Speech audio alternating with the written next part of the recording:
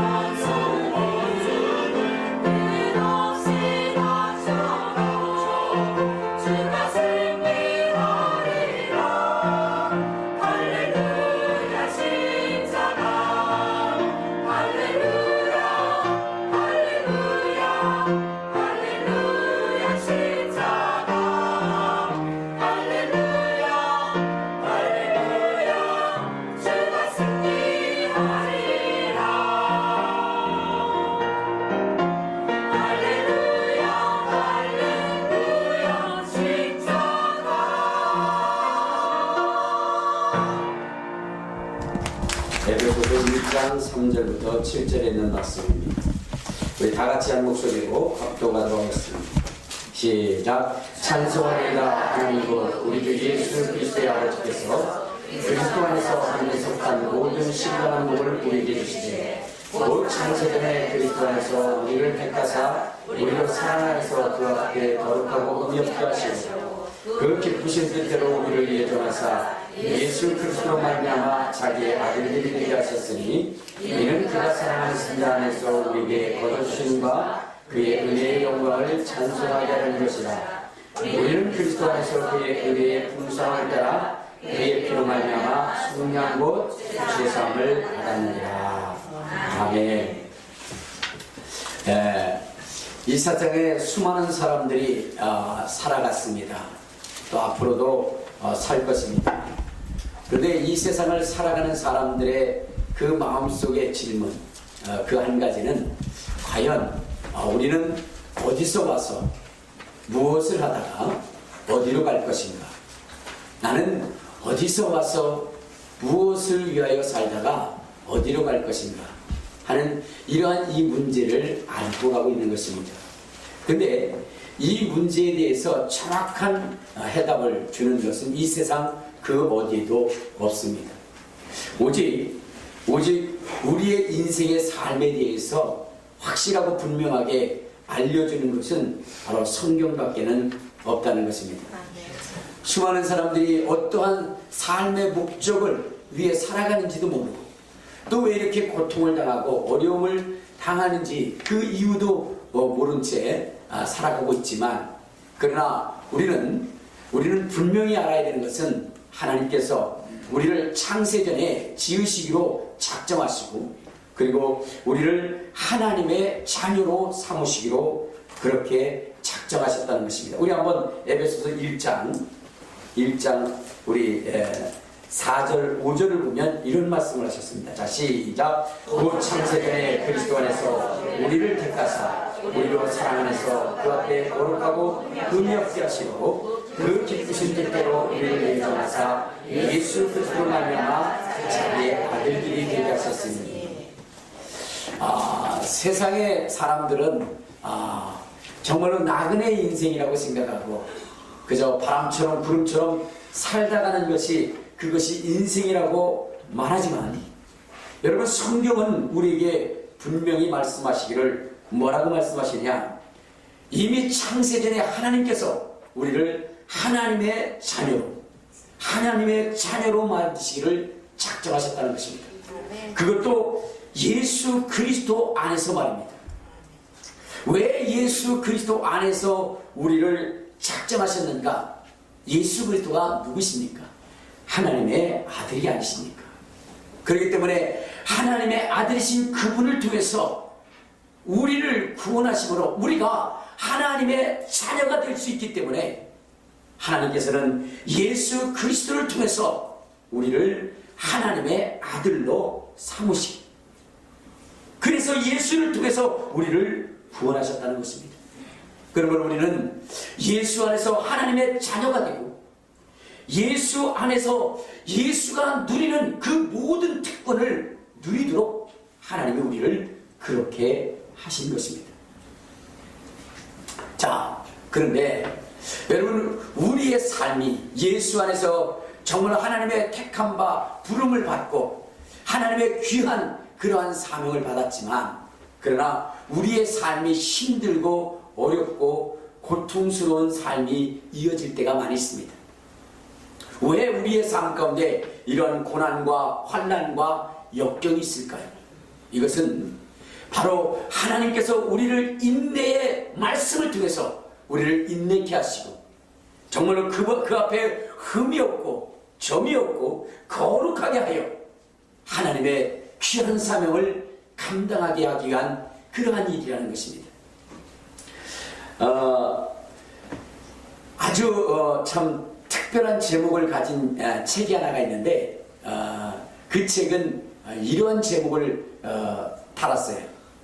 뭐라고 그러냐면 엄마는 내가 죽었으면 좋겠다 말씀하셨다. 엄마는 내가 죽었으면 좋겠다라고 말씀하셨다. 여러분, 좀 책 제목이 특이하지 않지 않습니까? 여러분 보세요. 부모라고 하는 것, 부모라고 하는 것은 자식을 위해서 모든 것을 내어주기를 원하는 것이 부모인데, 이 마틴 피스티리우스의 어머니는 그가 죽었으면 좋겠다라고 그렇게 고백했다는 것입니다. 그래서 그 아들이 책 제목을 잡고 쓴 거예요. 여러분, 부모로부터 내가 죽었으면 좋겠다라고 하는 그 이야기를 든 그 자식의 마음이 얼마나 무너졌겠습니까? 여러분, 부모님이 화가 나가지고 이 자식이 너무나 속을 세가지고 너 다 뒤져! 라고 하는 그런 한순간에 그 화를 참지 못해서 말하는 것이 아니라 정말로 저 뼛속 깊은 곳에서부터 우러나는 그 진실된 마음으로 내가 차라리 죽었으면 좋겠다라고 이러한 하는 이야기를 듣는다면 얼마나 참담하겠느냐 이 말이죠. 오늘 마틴 피스티리우스는 바로 그러한 음성을 들은 거예요. 그러한 이야기를 들은 거예요. 그래서 그는 고백하기를 이렇게 했어요. 차라리 어머니의 말씀처럼 내가 죽었으면 좋겠다. 죽었으면 좋겠다. 그러한 고백을 하게 됩니다. 이 가정에 어떠한 어려움이 있었기에 이러한 이야기가 되어졌을까? 그것은 다른 것이 아니라 이 마틴 피스티리우스라고 하는 이 아이가 12살 되던 해에 학교를 갔다 와서 집에 오면서 갑자기 원인 모를 병에 의해서 그는 통나무처럼 굳어지고 그리고 식물인간이 되고 의식을 잃어버려요. 단지 그냥 심장만 뛰고 있는 거예요. 그냥 심장만 뛰고 있는 것이기 때문에, 그렇기 때문에 어떻게 돼요? 죽었다고 볼 수는 없는 거예요. 그러나 그는 아무런 의식조차 그는 갖지 않았습니다. 그러한 세월을 바로 13년이라고 하는 세월을 삽니다. 엄마는 처음 병들었을 때 그를 지극정성으로 보살피며 그가 깨어나기를 원했지만, 그러나 그는 그냥 나무토막에 불과한 존재였습니다. 아무런 반응도 없어요. 그러한 세월을 13년 동안 살았으니 그 엄마의 마음이 얼마나 쓰리고 아팠겠습니까? 그래서 그 말을 한 거예요. 차라리 내가 죽었으면 좋겠다. 자, 그런데 여러분, 이 아이가 이 모든 얘기를 다 들었다는 겁니다. 왜냐면 그가 4년 동안은 의식이 없었습니다. 그런데 4년이 지난 다음에 의식이 돌아온 거예요. 의식은 돌아왔지만 여러분, 조금도 자기 육체를 움직일 수 없는 그런 상황. 그러니까 의식이 돌아오지 않는 상태와 똑같은 거예요. 그러나 그는 의식이 돌아와서 모든 사람들이 이야기하는 소리를 다 듣는 거예요. 여러분, 그것이 얼마나 절망적인 삶이겠습니까? 의식이 들어와서 모든 것을 다 들을 수 있는데, 그런데 몸은 움직일 수 없다. 이것보다 더 고통스러운 삶은 없을 것입니다. 차라리 의식이 없는 것이 낫다. 의식이 돌아와서 그 모든 것들을 들으면서도 자기가 살아있다는 것을, 자기가 정말 의식이 돌아왔다는 것을 알릴 수 없는 그 상황이 얼마나 절망적이겠습니까? 그러니까 엄마도 그에게 얘기하는 거예요. 차라리 죽었으면 좋겠다. 엄마는 그 아이가 그 소리를 들을 수 없다라고 생각했기 때문에 얘기했겠죠. 그러나 그는 똑똑하고 분명하게 그것을 들었습니다. 여러분, 이제는 여러분 김병의 효자가 없다고 이제는 엄마까지 포기했어요. 엄마까지 포기했어요. 그러니 그의 마음이 얼마나 더 절망적이었습니까? 그런데 그에게 기적이 일어났습니다.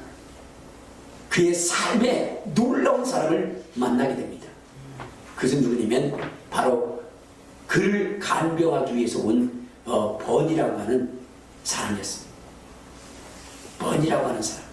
그 번이라고 하는 그 간병인을 만나게 되는데, 이 번이라고 하는 간병인은 그를 지극정성으로 보살펴줍니다. 그러면서 그 누구도 발견하지 못한 그것을 발견하게 되는데, 바로 이가 의식이 있다는 것을, 그것을 발견하게 됩니다. 그 번이라고 하는 사람은 그에게 끊임없이 희망적인 이야기를 해줬어요. 소망적인 이야기를 했어요. 나무토막과 같은 그러한 사람이지만, 그러나 그에게 끊임없이 희망과 소망을 불어넣어줬습니다. 그러면서 발견하게 된 거예요. 그가 의식이 있다는 것을. 그래서 그 부모에게 얘기를 하는 것입니다. 당신의 아들이 의식이 있다고. 그러나 13년 동안 나무토막처럼 그렇게 있는 그가 의식이 있다는 것을, 그것을 믿을 수가 없었던 겁니다. 그래서 헛수고하지 마시라고, 착각하지 마시라고 그를 외면했죠. 그러나 끊임없이 끈질기게 이야기하는 그의 말 속에서 바로 한번 그런 병원에 가서 검사를 해보자 라고 해서 검사를 했더니 그가 의식이 있었던 것이었어요. 의식이 있었던 거예요. 그 이후에 정말로 이 번이라고 하는 사람의 지극정성의 보살핌과 또한 어머니의 그러한 그 보살핌을 통해서 그는 후일에 어떻게 되느냐, 그는 정말 그 마비되었던 그 손을 움직일 수 있는 사람이 되었고, 그리고 대학도 졸업하게 되었고, 그리고 아주 이쁜 그러한 사람과 아내와 결혼을 하게 됐고, 지금은 웹 디자이너로서 그렇게 유명세를 떨치고 있습니다. 뿐만 아니라 정말로 절망 속에 사라져버린 사람들에게 희망과 소망을 주는 그러한 인생이 된 것입니다. 통나무 같은 그러한 그 13년의 세월이 그로 하여금 그 누구도 해낼 수 없는 그러한 위대한 역사를 이루게 되는 것입니다. 여러분, 오늘 우리는 하나님의 자녀입니다. 하나님께서는 우리에게 귀한 사명을 맡겨주셨습니다. 정복하고 다스리며 세상 가운데 새로운 꿈과 희망과 소망을 전달할 자로 우리를 세우시고 우리를 붙드셨습니다. 그리고 우리에게 주님께서 말씀하시기를 너희는 모든 족속으로 제자를 삼아 아버지와 아들과 성령의 이름으로 세례를 주고 내가 너에게 분부한 모든 것을 가르쳐 지키게 하라 말씀하시고, 믿는 자들에게 이런 교정이 있다느니 저희가 내 이름으로 귀신을 쫓아내며 새 방언을 말하며 뱀을 집어올리며 무슨 독을 마실 자로 해를 받지 않으며 병든 자에게 설론지정 나으리라. 이렇게 하시면서 우리 정말로 인생들에게 새로운 소망과 희망과 꿈을 전할 수 있는 그러한 사람으로 우리를 택하시고 세우시고 하나님의 자녀로 불러주셨습니다. 여러분, 우리에게는 이러한 엄청난 사명이 우리에게 주어진 것입니다.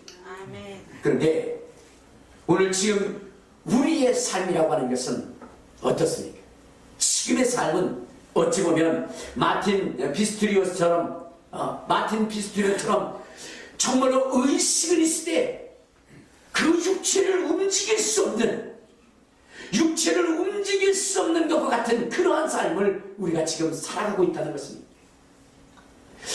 예수의 보혈로 말미암아 우리의 그 죄들이 깨끗게 되어지고 정말로 정결케 되어서 영원한 생명은 있다 하나 이 영원한 생명과 이 진리가 우리의 삶과 환경 속에 나타나지 않고 있다는 것입니다. 여전히 질병의 고통을 당하고 있고 여전히 환난의 세월을 당하고 있다는 것입니다. 그러나 여러분, 오늘 이 세월 속에 우리가 해야 할 일이 무엇일까요? 예수의 피의 번제로 채우는 것입니다. 그래서 청결하고 성결하고 거룩하게 살아가는 것입니다. 하나님의 생명의 말씀을 가득 채워가는 것입니다. 언젠가는 정말로 이 세상을 바꾸고 우리의 삶의 환경들을 바꾸고 죽어가는 무수 사람들을 주께로 인도하실 그날을 위해서 여러분 하나님의 피의 능력을 채우는 것입니다. 하나님의 말씀을 가득가득 우리의 심령 속에 채우는 것입니다. 물론 지금 이 순간은 답답하고 힘들 수도 있습니다. 하나님의 자녀라고 하면서 나의 삶은 왜 이렇게 힘들고 어렵고 고통스러울까? 왜 질병 하나 벗어버리지 못하고, 왜 저주 하나 벗어버리지 못하고, 왜 가난 하나조차 벗어버리지 못하고 남들로 하여금 비방과 그 다음에 핍박의 소리를 들어가며 살아야 되는 것일까? 저들이 이렇게 핍박하는도 그들조차 대항할 수 없는 이 초라한 나의 인생, 이것이 과연 예수를 믿는 사람일까? 라고 여러분들이 한탄할 수 있지만, 그러나 여러분들 지금 이 순간 낙심하지 마시기를 바랍니다. 마틴 피스티리우스라고 하는 사람도 4년 후에 의식이 돌아왔습니다. 의식이 돌아왔으나 그러나 그는 9년 동안 여러분 그 돌아온 의식으로 여러분 살아갈 때 얼마나 답답하고 힘들었겠습니까?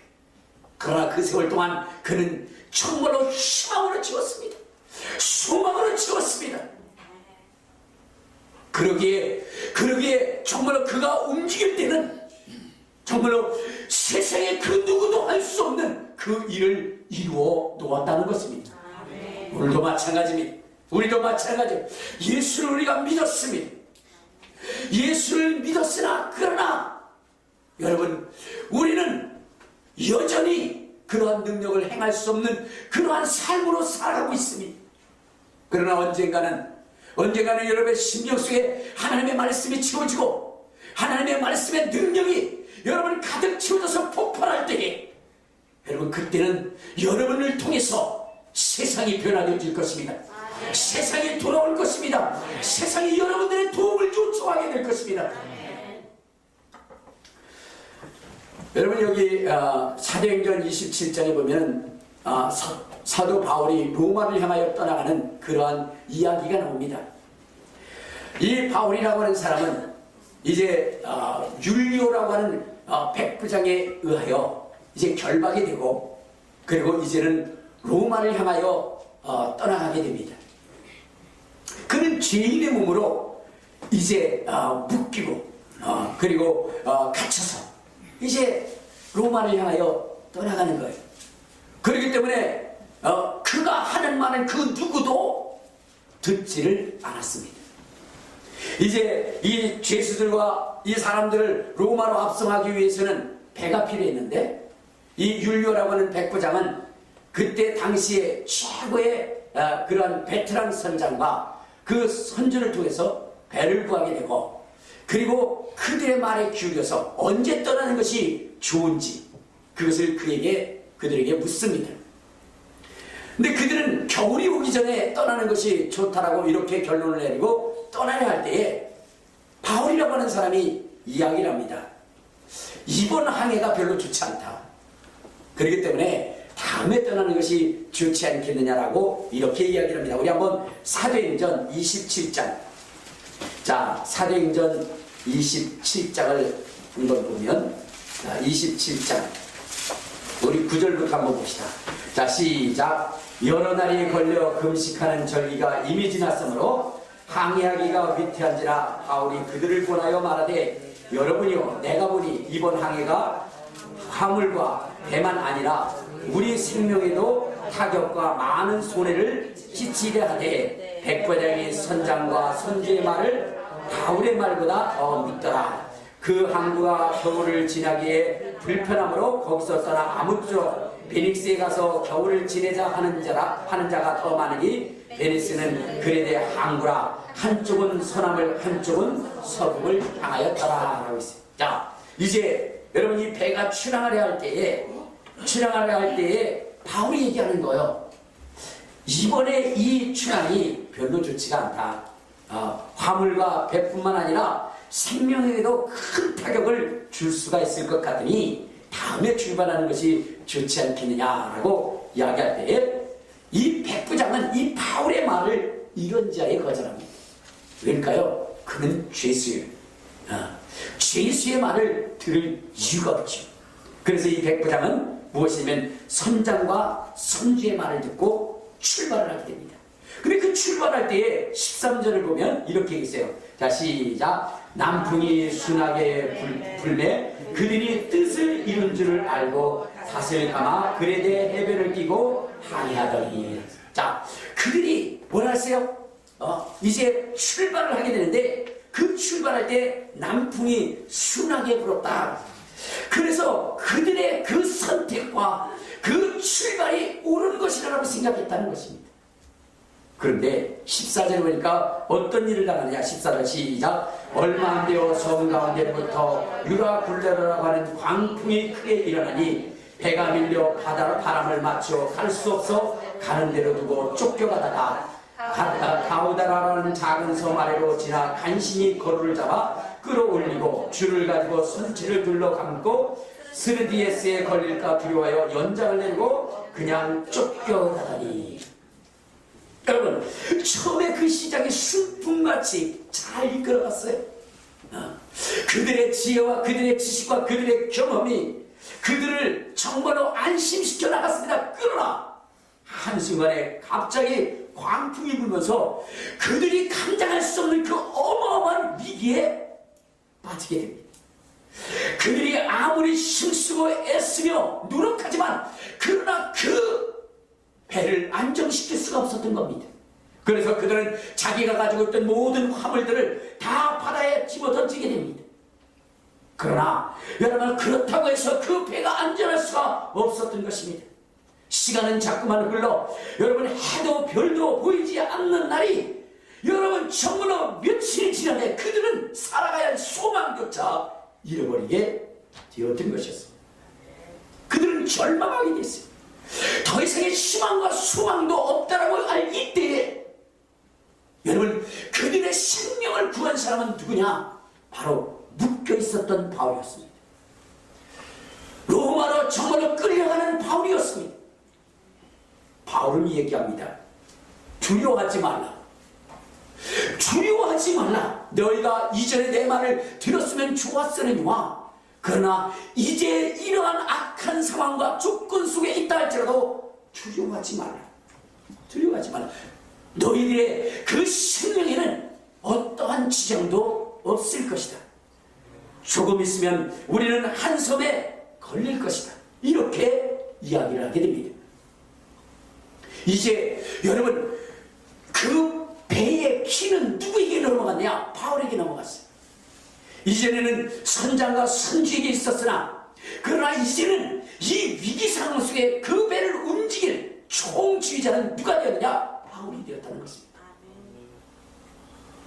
아무런 희망도 소망도 없을 그때에 그들에게 소망이 되고 그들의 생명의 보존자가 된 보호자가 된 것은 바로 묶여 있었던 바울이었습니다. 그들이 무시하고 그들이 핍박하고 그들이 멸시했던 그 바울에 의해서 지금 이 배가 움직이고 있다는 것입니다. 아니라 다를까 바울의 이야기처럼 그 배가 움직이는데 점점 어떻게 돼요? 육지로 가까워 가고 있는 것입니다. 우리 한번 27절부터 봅시다. 자, 시작.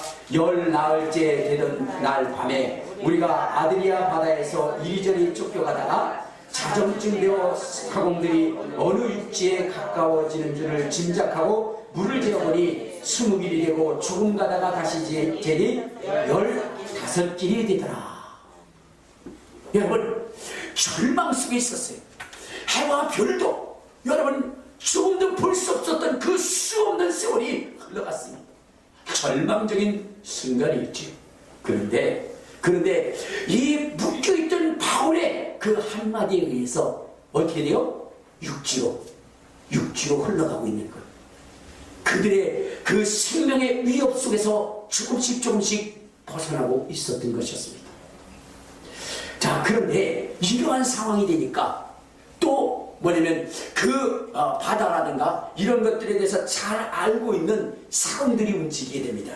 자, 29절을 한번 봅시다. 29절. 자, 시작. 암초에 걸릴까요? 우물로 닷을 내리고 날이 새기를 고대하니라. 사공들이 도망하고자 하여 이 물에서 닷을 내린 채 하고 거룻배를 바다에 내려놓거늘. 자, 여러분, 지금 이 바울이라고 하는 사람이 배를 점점 물려가다가 어느 순간에가 배를 멎게 합니다. 멎게 해요. 그리고 나서는 이제 날이 새기를 기다리라라고 얘기했더니 이 사공들이 움직이기 시작한 거. 왜냐면 그 배에 그대로 있다가는 자기들도 죽을 것 같아요. 그래서 이제 몇 길 안 되니까 빨리 작은 배들을 내려서 그것을 타고 육지로 빨리 가자고 그렇게 시도를 합니다. 이때 바울이 멋진 얘기를 합니다. 31절에 보면 이런 얘기 있어요. 자, 시작. 바울이 백부장과 군인들에게 이르되 이 사람들이 배에 있지 않으면 너희가 구원을 얻지 못하리라. 자, 바울이 백부장과 군인들과 또한 사공들에게 그렇게 얘기하는 거예요. 너희들이 이 배에 있지 않으면 너희가 구원을 받지 못해. 너희들이. 그렇죠? 너희가 구원을 받지 못한다. 여러분, 지금 이들은 이 배가 위험하다고 생각해서 이 배를 탈출하려고 합니다. 그런데 이 바울은 이렇게 얘기하는 거야. 너희들이 살려고 탈출한다 할지라도 이 배에 함께하지 않으면 너희들은 죽을 것이다. 그러니까 여러분, 지금 이 배가 너희들의 보기에는 위태하게 보인다 할지라도 여러분, 이곳에 있으면 살 수 있다는 것입니다. 왜 그렇죠? 바울이 있었기 때문입니다. 그곳에 누가 있었기 때문에? 바울이 있었기 때문입니다. 하나님의 자녀, 하나님의 사명자, 하나님이 함께하는 바울이 있었기 때문에 그들이 볼 때는 위험하게 보이고 위태롭게 보인다 할지라도 여러분, 거기에 있어야 산다는 것입니다. 있어야 삽니다. 그와 함께할 때 생명을 보존할 수 있다는 것입니다. 그래서 그들은 무엇이냐면 바울의 말에 따랐고 결국 그들은 바울의 말대로 모두가 다 생명을 보존하게 됩니다. 37절에 보면 이렇게 얘기했죠. 자, 시작. 배에 있는 우리의 수는 전부 276명이었더라. 자, 276명이 고스란히 그 생명을 보존하게 되는 것입니다. 여러분, 오늘 이 시대 속에 우리 예수를 믿는 사람들이 핍박을 당하고 고난을 당하고 있습니다. 그리고 이 세상의 길을, 지금 세상의 사람들이 길을 잡고 이제 출발해 나가고 있습니다. 오늘 이 백부장이라고 하는 사람이 그랬고 또한 선장과 선주가 그랬고 이들은 하나님을 전혀 모르는 사람으로서 배를 움직이는 사람이 있어. 그러나 이들이 항해한 그 항해는 너무나도 위험하고 위태한 것이었습니다. 처음에 출발은 순풍이 부는 것 같았지만 그러나 여러분, 그 속에 커다란 위험이 닥쳐지게 되었습니다. 근데 그 속에서의 그 희망은 누구였느냐? 바울이었습니다. 하나님의 사람이었습니다. 하나님의 자녀였습니다. 그러므로 정말로 세상의 사람들이 파멸로 이끌어가는 그 배를 이제는 바울이 그 키를 잡고 움직이기 시작합니다. 근데 놀라운 것은 그 절망적인 상황도 그를 통해서 희망과 소망의 항구로 인도되어졌다는 사실입니다. 여러분, 오늘 여러분들을 통해서 하나님은 세상의 사람들을 그렇게 인도하기를 원하시는 것입니다. 지금 상황으로 보면 세상 사람들이 키를 잡고 움직이고 있습니다. 때로는 여러분들이 다니는 사업을, 또한 여러분들이 속한 이 세상을, 이 나라를 하나님을 알지 못하는 자들이 키를 잡고 움직이고 있습니다. 그들의 가진 지식과 지혜가 때로는 순풍을 만난 듯 순조로이 움직이는 것 같습니다. 그러나 어느 순간에가 엄청난 파도를 만나게 될 것이고 광풍을 만나게 될 것입니다. 여러분들이 예수를 믿으라고 전하고 그런 곳에는 안주에도 없이 오히려 핍박하고 구박하며 여러분들을 고통스럽게 이끌어갈 것입니다. 그러나 어느 순간인가 그들 속에 어마어마한 광풍이 일어날 것이고 여러분, 그 사람들은 여러분들에게 길을 맡기며 여러분들의 전한 말씀을 듣고 생명을 얻게 될 것입니다. 아멘. 여러분, 그때를 위해서, 그날을 위해서 오늘 우리는 인내하는 것입니다. 아멘. 하나님의 말씀으로 채우는 것입니다. 예수의 피로 가득가득 채우는 것입니다. 아멘. 어느 순간인가 교회 왜 다녀? 교회 다닌다고 밥이 나와? 옷이 나와? 먹을 것이 나와? 그러면서 여러분들을 핍박하고 여러분들을 구백했던 그러한 사람들이 어느 순간인가 여러분의 이웃이 이제 내가 살아가야 할 의미도 내가 살아가야 할 이유도 잃어버렸어. 절망하고 탄식하며 정말로 그들의 영혼을 구원해달라고 여러분들을 통해 찾아오는 무수한 사람들이 넘쳐나게 될 것입니다. 아멘. 그때까지 인내하는 거예요. 그때까지 기다리는 거예요. 아멘. 세상도 마찬가지일 것입니다. 그들 나름대로 뭔가 움직이며 정말로 업적을 남기겠다라고 소리칠 그때에 광풍같이 위협이 몰아칠 것입니다. 그때 여러분 정말로 믿음의 사람들을 통해서 나라가 구해질 것이고 나라가 든든히 세워져 나갈 것입니다. 아멘. 여러분 6.25 사변 때에 여러분 아시지 않습니까? 6.25 사변 때에 정말로 이북이 중부장에서 막 밀고 내려오게 됩니다. 군인도 그들을 감당할 수 없고 정말로 유엔군들도 그들을 감당할 수 없을 때에 여러분 그때에 모아진 사람들이 누군 줄 아십니까? 목사님들이었습니다.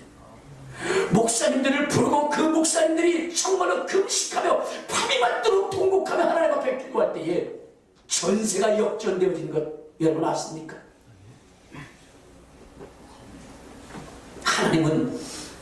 하나님은 믿는 우리를 택하시고 부르시고 세우셔서 하나님의 귀한 이 사명, 소망이 없는 이 세상 가운데 진정한 소망을 주시기를 우리 주님 원하신다는 것입니다.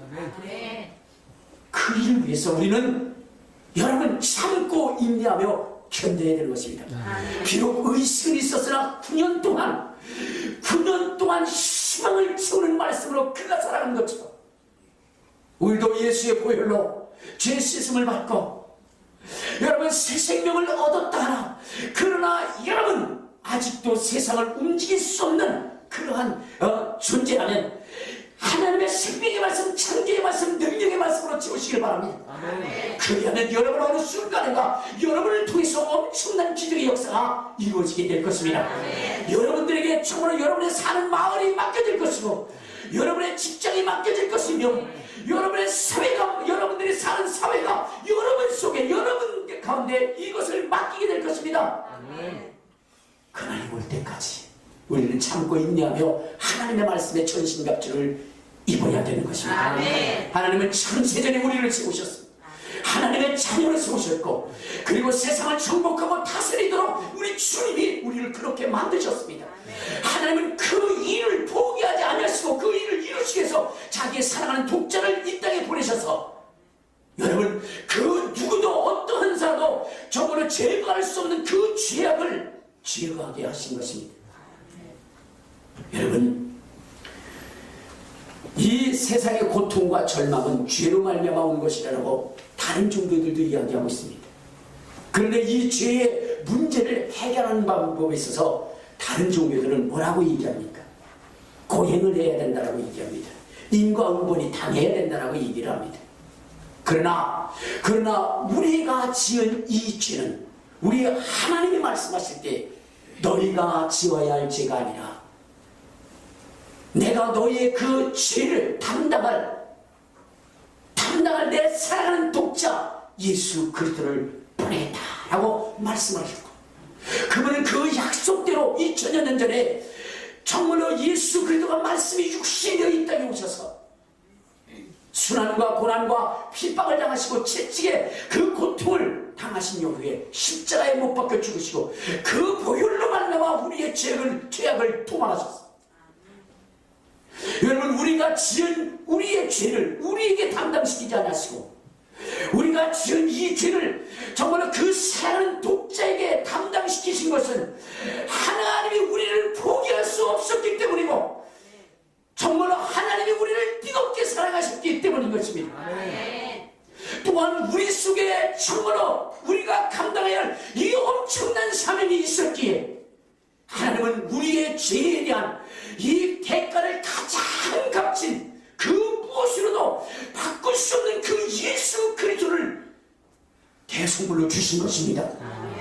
사랑하는 여러분, 오늘 우리는 이것을 잊지 말아야 되는 것입니다. 그 예수의 피가 우리 속에 있고 예수의 말씀이 우리 속에 있다고 한다면 여러분, 이 창조의 능력은 언젠가는 화산이 폭발하는 것처럼 폭발하여 믿는 자들에게 따르는 표적이 나타날 것입니다. 귀신이 술집에 떠나갈 것입니다. 악한 마귀 사단의 세력들이 물러갈 것입니다. 방언을 말하게 될 것입니다. 손을 흔드는 남는 역사가 나타나게 될 것입니다. 모든 무릎이 예수 앞에 무릎 꿇게 되는 역사를 눈으로 보게 될 것입니다.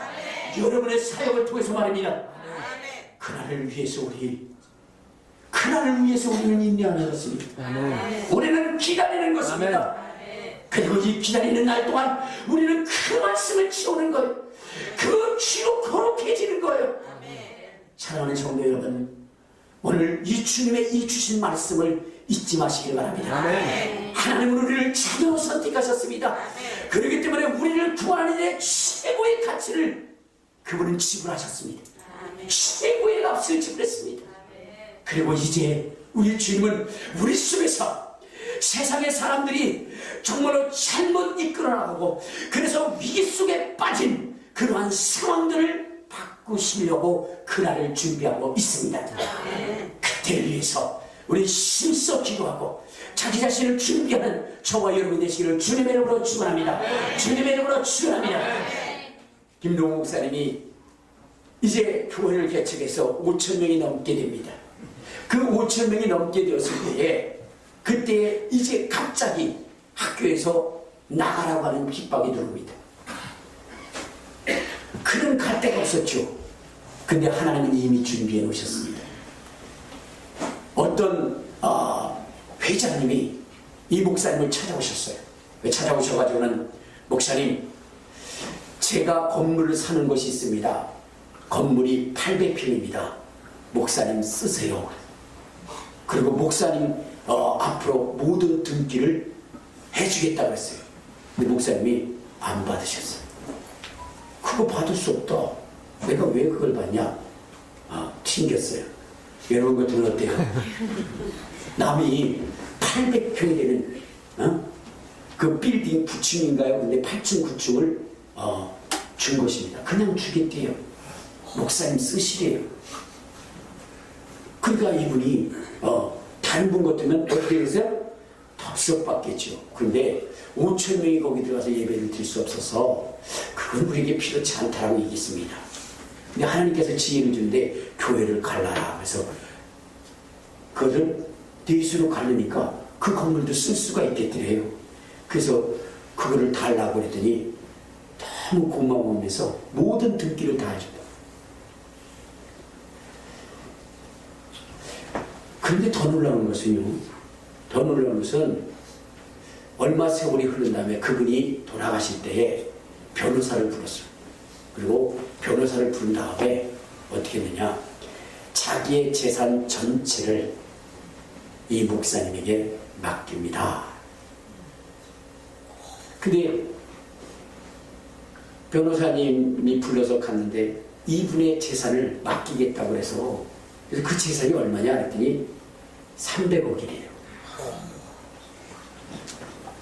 그래서 진짜인 줄 알고 가서 보니까 300억이 아니라 600억이래요.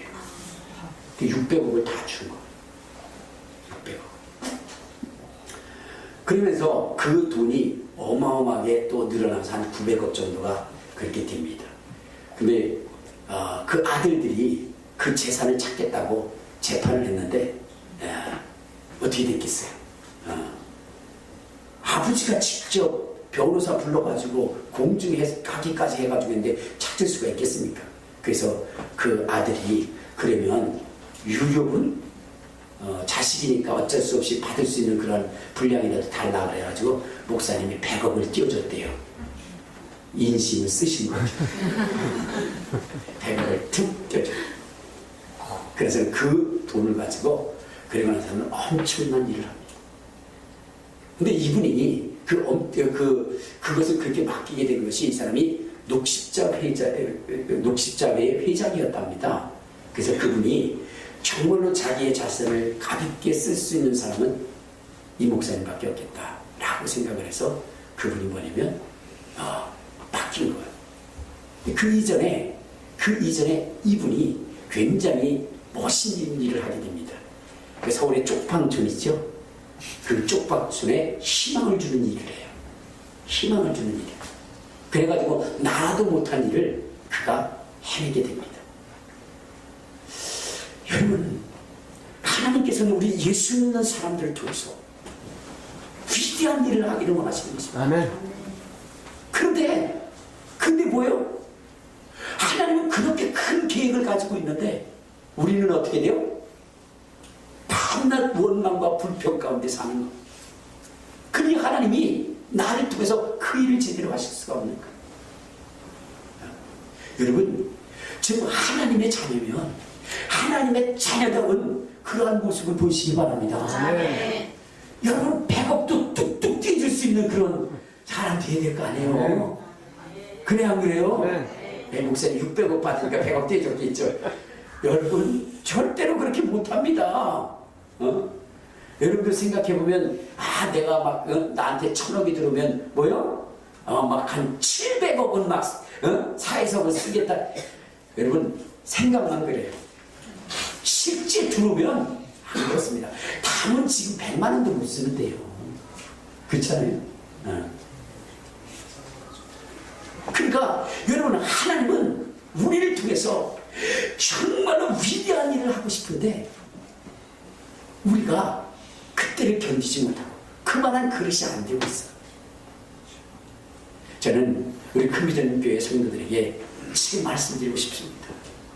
여러분, 지금 여러분들을 핍박하고 있는 주위의 사람들, 어느 순간인가 여러분들에게 정말로 한탄하며 탄식하며 도움을 구하러 올 때가 있을 것입니다.